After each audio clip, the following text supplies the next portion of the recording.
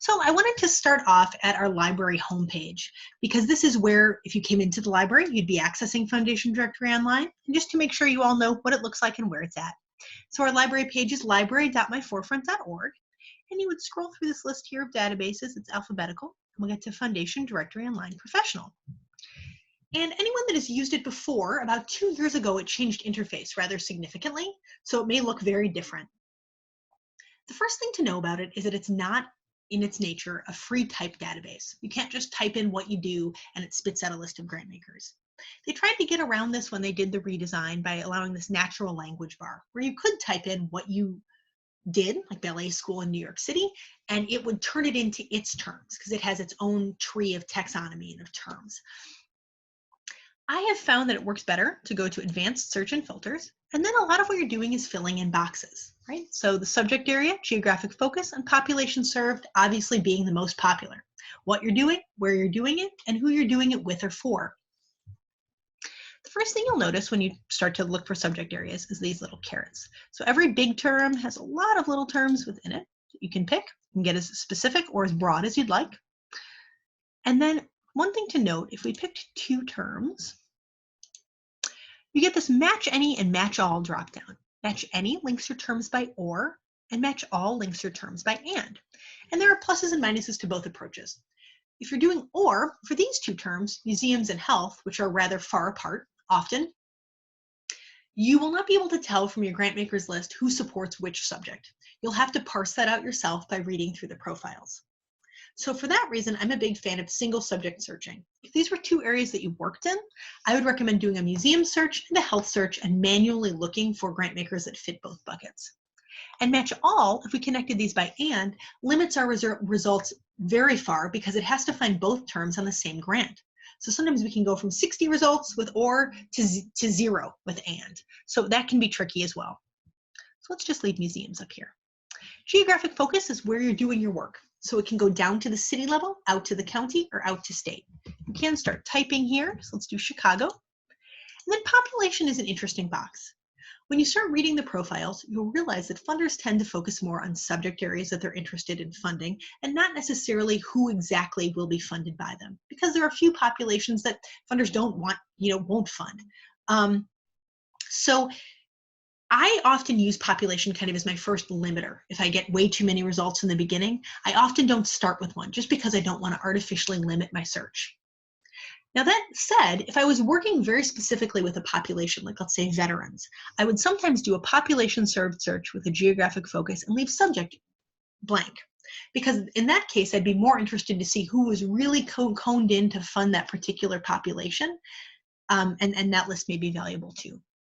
Organization name, if you were looking for a particular grant maker's profile, you could put in their name there. Or recipient organization, an organization that is similar to yours, if you wanted to see who funds them. That can be valuable because maybe there are funders that you're missing. Maybe someone's funding them that isn't funding you. Or maybe there are funders that you have in common and you could collaborate. And maybe that would make the most sense. Location is the location of the grant maker or recipient organization. And so sometimes people make these the same, Chicago and Chicago. And what that would give you is funders that were interested in funding in Chicago that were located in Chicago to kind of get at some hyper-local giving. You can also use it in conjunction with this box here, organization type, to make a list of grant makers. If you wanted to look at all of the, if you wanted to look at all the community foundations in Illinois, you could take a look there, and that could help if that was part of your fundraising strategy. Who's who? If you had heard of someone serving on a board somewhere, you want to see if they were on other boards, what their connection to the sector looked like, you could try to put their name in there. Again, these profiles are updated annually, usually, sometimes a little bit more than that, but I doubt when a board changes or there are staffing changes made, that's the first thing that's updated. So I wouldn't count on it to be the most current list, and also common names can make looking through this kind of challenging. There is this second level of filters here, which you can use from the very beginning or you never have to use. Support strategy is the type of support you're looking for. If you were doing something really specific, like buying a building or doing renovations, sometimes it can be helpful to add these into your search or just do a search for a support strategy with a geographic focus to get coned into funders that are really interested in supporting in that particular way. Transaction type is the type of support you're looking for. If you're looking for cash grants, I normally leave it blank. But if you were looking for in-kind gifts, this is where you'd be able to make that type of modification. organization type, again, the type of grant maker. Grant amount and year are my favorite too, because they start really small and a long time ago, and they can really get your search coned in. When you have a really big set of search results in the hundreds, each page is hundreds, if you had 800 results, the last few pages would be $25 matching gifts, $100 gifts, things that people often aren't looking for. So sometimes if you have a lot of results, it can be helpful to set a minimum grant amount, like $2,500 or whatever your minimum grant is you're looking for, just to be able to weed out things that wouldn't be applicable for comparison purposes. And then 2003 is a long time ago for giving priority. So I do like to bring that in usually as a way of refinement. Some searches are very small though, so you want to see everything possible. Keyword is just as tricky as it is anywhere else. It can be helpful, but it can also come up with nothing. So sometimes it can work. I don't usually recommend it. EIN, if you have that for an organization, you can enter it there and go right to their profile. You don't need to fill out any boxes, really just one and get started. I wouldn't recommend putting things in every box. That'll just clog up the works. So let's do this search and see what happens. So click search here. It's going to be a big one. 1,500 grant makers have made almost 14,000 grants to 146 organizations per these refinements, museums in Chicago since 2003. Wow, how do we take this search and cone it into something useful? Well, the first thing I would think about doing is maybe adding a population. Let's say we were only interested in programs that worked with adults. Let's say we were doing some programming for adults. Let's click search and see how that changes our results.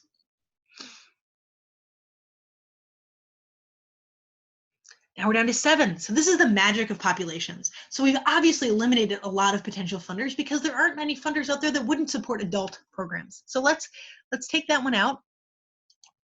And let's think about other ways to limit. So I always remove federal funders. And the reason that I do that is because I really think that federal funding requires its own hat and its own focus. So it usually doesn't remove very many at all, but it's just something that I like to mention procedurally. So now what do we do? Well, what I think would be a good way to go would be maybe we should pick a type of organization. So maybe we want to see all of the public charities that have given to museums in Chicago. So let's see what happens if we do that.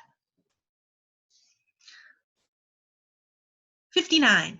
So that's a great place to start. Like if we really wanted to start making appeals to public charities, this may be a good list to work with. So then how do we get from 59 to a list of profiles that people actually want to work with? No one wants to read 59, not even me. So I would probably set a minimum grant amount of around 2,500, assuming we're a smaller organization, and maybe cone this in to 2015 to allow some time for late filings. We really haven't done anything in 2020 yet, just to allow to see a more coned in, tighter picture of who's giving now. 53, wow, we didn't lose very many. That's good news. A lot of giving by public charities to museums right now. So then what do we do? Well, let's look at this Grantmakers list. If we click View All, this gets us a list of, and we get 2 things happen when you click View All. You get access to the Exclude Grantmakers Not Accepting Applications button, which is a very important button. So the 53 you can think of as a landscape view of everybody that has funded, whether they're accepting applications, whether they're not, where they're at in that cycle, maybe places to build relationships, see if your board has any relationships. Whereas once we click exclude, the tighter list that we'll be making would be for funding now, funding that we'd be able to access around next grant cycle. So let's click that and see what happens. Oops. Oh my, okay. Just a little bit of a glitch there. Let's just go back. Let's try again. Let's see what happens. All right, so now we're down to 15. 15 is a great list. 15 is a really great place to be in terms of a number. This may not be the most fabulous list that we've ever created, but it's a great place to be as far as how many profiles to read and how many profiles to look at. So if we wanted to look at a profile, let's see what they look like. So if we click on this one, we open it here. All of the profiles follow the same general format. So this is the most recent 5 years of giving. So where they give subject-wise, where they give geographically, and how big their grants are. So if you were looking for a community and economic development grant in the 100,000 range, this probably isn't the funder for you. So you're able to tell that quickly from looking at these graphics. And if you click into the state, one of the cool things for anybody that's watching this that's not in Cook County is it will show you what counties they're funding in. So you'll be able to see here quickly how many grants they've made in what county in the past 5 years. So then it'll go through this list here in blue as you scroll, or you can click to any of these headings to get there sooner. Grants they've made that are applicable to our search, funding interests that they've reported. Again, a longer list of subjects, a very small list of populations. Any purpose and activity, and any program areas that they're supporting. So this is the first place to look for a match between what you do and what they do. Other funders to consider is produced by an algorithm within the program. So based on these results, maybe these funders would be applicable to you. How to apply, so any application information, where to download the form, anything that they want you to know, and any giving limitations that may be relevant to what they do versus what you do. If you wanted to look at their 990, you could click go here and it would open in a new window. And any places to look for connections between your board, maybe you know some of these people, maybe your board does, communications they've been a part of, and obviously their contact information is here at the bottom. So let's say you wanted to take some of these records off of the computer and get them to yourself. You can just click these boxes here and use this envelope. You'll be emailing PDFs of these results to yourself. You will be able to send 10 at a time, full profile, so everything we went through, or 100 at a time, just this list view here. So depending on what you need. Another type of search that I just want to show before we are done here is one that's done often in the library, and it's looking for a grants list for a particular organization. So let's say someone had told you that Polk Brothers may be an organization that would be good to look at for funding. So you can type in their name here. We'll click on that. And if we search, it will pull up just their profile. So we click on Polk. Oops. Click on Polk here. And so what we'll be able to see, actually we'll head back to the search results real quick. What we'll be able to see here is that since 2003, they have made 7,000 grants. That's a lot. But let's say we're an arts organization in Chicago. So we want to see the grants they've made in Chicago, right? And we'll want to see the grants they've made in arts and culture to get an idea of what grant we could ask them for, depending on what they've done in the past. So let's see here. So now we're down to 1,400. It's pretty good.